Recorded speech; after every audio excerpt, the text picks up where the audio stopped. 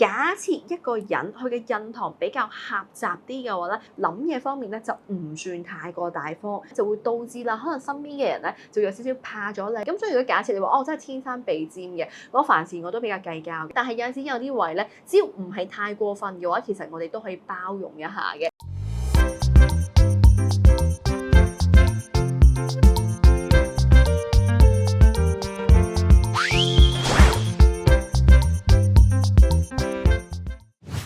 大家好，我係唐碧霞，咁今集咧就想同大家分享一下我哋嘅面相啦，因為其實咧好多時候咧，我哋嘅面相咧亦都可以睇到一個人啦，佢嘅過去啦、現在啦同埋將來嘅走向嘅。咁當然啦，面相咧其實咧就隨住我哋嘅心境而改變啊。因為最近咧，我有好多客人咧就同我講話碧頭先，我好驚我孤獨終老啊，我好驚我晚年唔好，或者我好驚我晚年身邊冇人嘅，又或者我覺得咧我成世嚟講咧，我好似冇乜好朋友啦，即係例如可能我而家同呢個女仔好 friend 嘅，轉個頭同呢個女仔又唔 friend 啊，又或者我感情方面成日都好似好坎坷嘅，我曾經離過婚啦，我好驚我之後就冇人陪我到老啦，咁就會有好多呢啲嘅問題嘅。咁所以咧今集咧主要咧就想同大家講下有啲乜嘢人咧去到晚年嘅時候咧，咁就容易獨自一個人，容易孤獨少少嘅，同時亦都會教大家一啲嘅化解嘅方法啊。咁如果大家中意呢條片嘅話咧，咁就記得要 like 啦，同埋咧就 share 俾身邊嘅朋友啦，同埋最緊要啦，咁就係訂閱我哋嘅頻道啊。咁有任何問題咧，亦都可以喺下低個留言嘅。咁如果想揾我嘅朋友啊、算命啊、睇風水啊，咁亦都係嘟上面嘅 QR code 啊。同時提大家啦，咁如果想親身見到我嘅朋友咧，咁就係嚟緊就2025年嘅冬季購物節，咁就12月25號啦，去到12月28號啦，咁亦都可以喺依度嗰度揾到我嘅。我哋到時再見啦。好，咁我哋今集啦，主要咧就想同大家講，到底有啲乜嘢人咧晚年係容易比較孤獨啲，或者容易冇朋友嘅。第一時間啦，我哋睇面相，我哋睇邊一個位置啊？咁就嚟睇我哋呢度，我哋印堂位，因為印堂咧就係代表住我哋面上嘅12宮當中嘅命宮啊，亦都係代表住我哋嘅願望宮啊。假設一個人佢嘅印堂比較狹窄啲嘅話咧，咁就代表住啦，成世嚟講咧，咁可能咧佢個人咧諗嘢方面咧就唔算太過大方，咁凡事方面咧，咁亦都係會比較計較少少嘅，甚至乎咧有陣時有啲位咧就好中意同人爭輸贏啊！即係其實咧，如果假設一個人佢嘅印堂真係會比較狹窄嘅話咧，咁長遠係咁樣嘅性格咧，就會導致啦，可能身邊嘅人咧就有少少怕咗你你下下都要贏算啦，我讓俾你啦，算啦，我唔同你拗啦，唔同性啦。咁所以咧，假設你話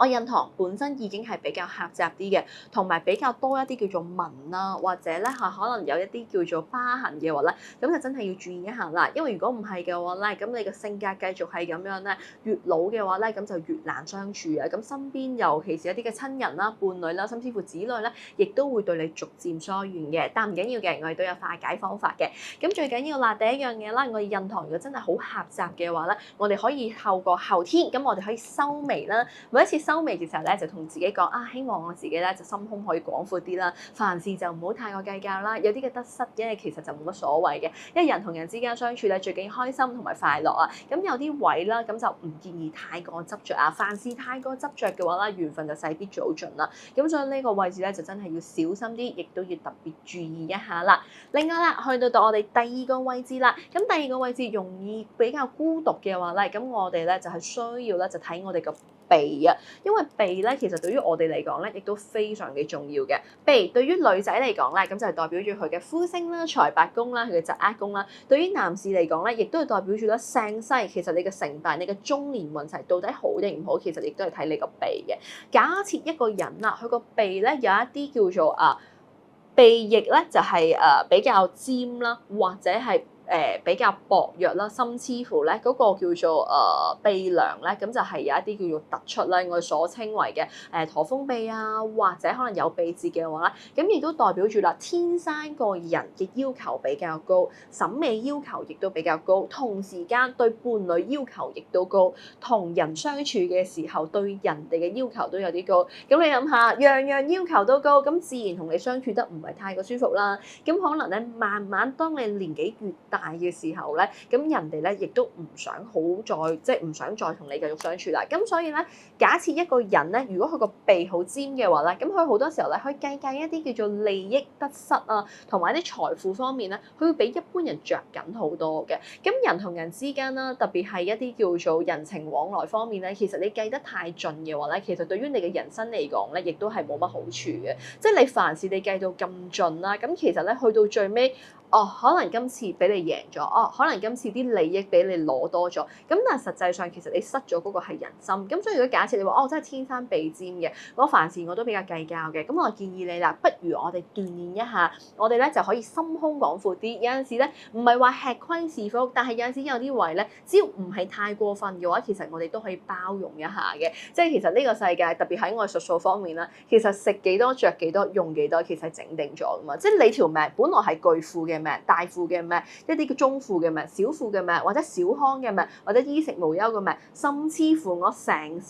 都係揾朝唔得眼嘅命，其實呢啲都係整定咗噶嘛。咁所以我覺得啦，其實你與其係咁同人哋喺度爭執嗰啲少少嗰啲利益，不如我哋放開心情啦，不如我哋真係攞個心出嚟對人，我覺得會比較好啲嘅。同一時間啦。有鼻節嘅朋友咧，亦都要特別注意下，因為有鼻節嘅人咧，特別佢去到咧，佢中年，特別係41啦、42、43、44、45嘅時候咧，婚姻方面係超級容易出現危機嘅，特別係女命。咁點解我哋成日都話咧女仔咧條命咧有鼻節咧容易離婚啊？點解啊？咁係因為要求高，咁可能咧就伴侶可能有啲嘢就唔符合佢嘅諗法嘅，例如我覺得咧我一食完飯我要即刻洗碗，我1分鐘之內洗碗嘅，我伴侶可能佢拖5分鐘，或者可能佢1日後佢先洗，咁我就唔滿意啦，咁我就會不滿啦，我就會嗌交會爭執，咁長此以往咧，咁同伴侶相處嗰個感情咧就會越嚟越差嘅。咁我建議啦，嗱，雖然你係高要求嘅人，咁但係咧，其實好多時候咧，一個成功嘅人咧，佢嘅要求其實係應該對自己，而唔係對對方嘅。即係其實你無謂將你人生嘅希望擠喺一個同你由細到大唔係一齊大嘅人身上啊！你真係有要求，你真係要進步嘅，你咪訓練你自己咯，你咪要求你自己咯，因為伴侶好多時候其實亦都係可能你真係去到20歲、30歲，你先認識，本來大家嘅成長背景，又或者可能你哋出身完全都唔一樣，接受嘅教育，身邊嘅兄弟姊妹、身邊嘅朋友完全唔一樣，你好難要求一個人同你嘅生活習慣係完全一模一樣嘅。咁你對自己高要求唔緊要嘅，你咪齋對你自己高要求咯。我覺得每一個人都有佢自己適合嘅生存嘅方式啦，或者佢中意佢嘅生活嘅態度啦。咁如果真係夾唔嚟嘅，或者大家可能互相包容多啲。如果你話我真係唔得嘅，我對家務有要求，我對呢樣嘢有要求嘅，咁大家第一樣嘢，我嘅溝通係非常之重要嘅。如果真係唔得嘅，我哋諗唔同嘅方法，例如家務方面有問題，不如就請專業人士幫忙啦，或請個姐姐嘅，又或者可能大家對於愛情嘅期望、對於婚姻嘅期望、對於家庭嘅期望都真係傾唔埋嘅，咁不如揾下啲婚姻輔導，我覺得可能會對你嘅婚姻會比較好啲，因為太過執着嘅話咧，其實你嘅人生咧都係會越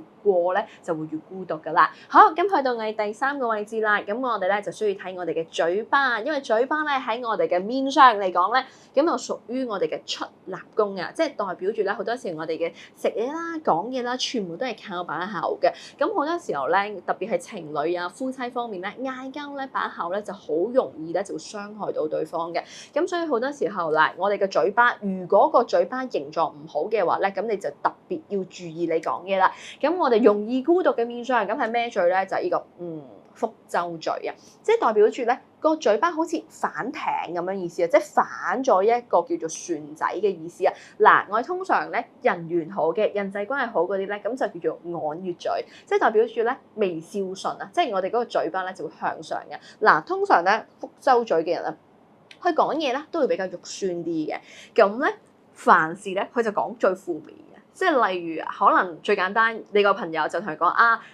碧頭先我想做生意啊，或者我嚟緊想點，你一嘢咧你就打沉佢啦，做乜嘢啊？好心你啦，你人頭豬，你唔好做啦，即係你咁樣人哋就唔係好開心喎。但唔係代表住你講嘅嘢唔啱，咁可能真係去到後尾，你朋友做生意真係失敗咗啦。咁呢一樣嘢，咁佢都唔會覺得你好彩有你提，可能唔會有呢種感覺㗎。可能佢就會覺得喂，你烏鴉口喎，你點解你咁樣做啊？係咪先？所以咧，我哋好多時候咧，假設你個嘴巴特別係嘴角真係向下嗰種咧，我哋講多啲好聽嘅説話，同埋我哋微笑多啲，咁我哋咧亦都可以咧令到我哋心情好啲嘅。咁特別係嘴巴生得唔靚嘅人咧，咁可能個嘴咧就係容易講一啲唔好聽嘅説話，同埋講嘢方面咧就唔夠有技巧啦。咁啊建議你哋啦，凡事想講之前咧，諗一諗。同埋笑一笑，咁我笑多啲咧，我哋自然個唇角啊，我哋嘅嘴角咧就會向上，咁啊自然咧就可以化解到一啲唔好嘅因素啦，同埋咧亦都希望你哋晚年咧就可以越過越好啦。好，咁頭先啦，亦都同大家分享咗我哋有3個需要特別注意嘅面相啦。